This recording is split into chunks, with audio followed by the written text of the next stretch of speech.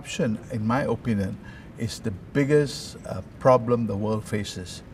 Unfortunately, most people, the average person, thinks of corruption in monetary or financial terms. That is not true. Corruption can take many, many forms.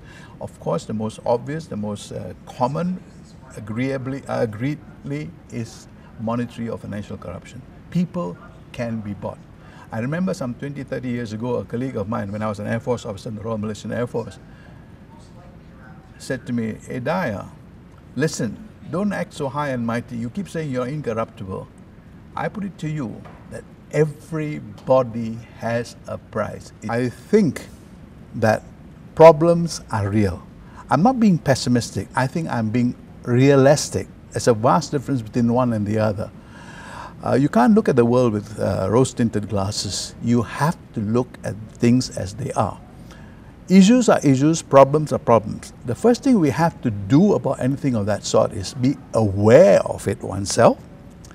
If one is aware, the next thing I would imagine is to be able to admit that such problems do exist. Sweeping them under the carpet, washing them away will not help. So realize it, admit it. Now comes a choice factor. You can either do something about it or you can do nothing about it. After all, it's not my baby, it's somebody else's.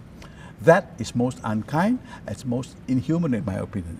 We live for others, not for ourselves. Change is not something you can impose on people. It is not something you can dish out. Change, in the final analysis, must begin within oneself. One cannot do it in isolation. One has to reach out, find fellow sympathizers, comrades, whatever you want to call it, and form a body or bodies that would tackle the one problem.